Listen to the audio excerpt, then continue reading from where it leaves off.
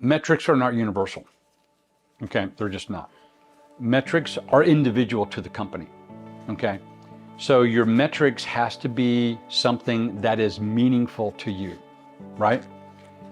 If you are a retail space, if you're a doctor, okay, and you're or a dentist, you have a retail shop that's a florist or whatever it happens to be, you know, or you're selling, you know, your grocery store. It's different than if you're a manufacturer, and it's different than if you're a service person, and it's different than everybody's metrics are a little bit different. What you need to do is identify what is important in terms to you, okay? So if you're a retail space, how I tell people is divide your retail space.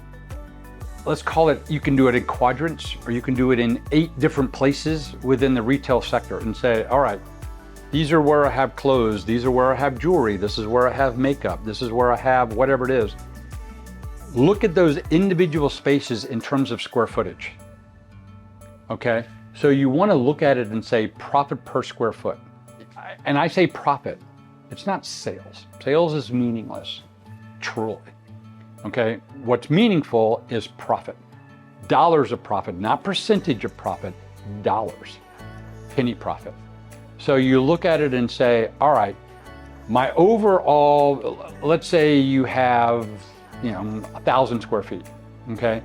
Just for easy math, $100,000 a year, okay?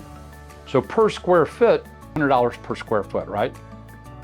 That's your metric. That's your hard number right now. That's my sales. So my profit for the entire retail space, $1,000 per square foot.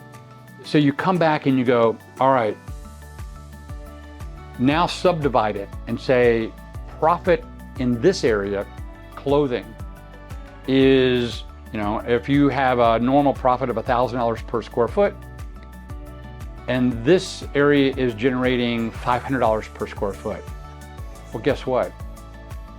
And the jewelry is, you know, doing $2,000 per square foot, and the square footage area that you've given it to show product.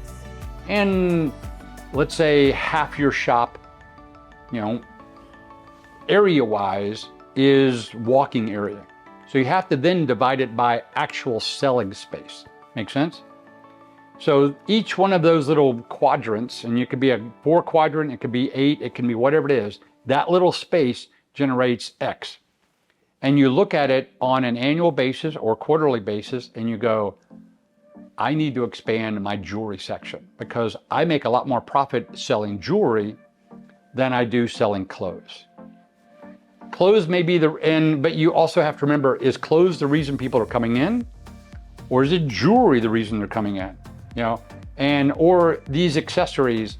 And so you look at everything, and then you can break down that quadrant, different locations, into a thing that says, all right, jewelry, which one of these 10, you know, what are my top 10 items?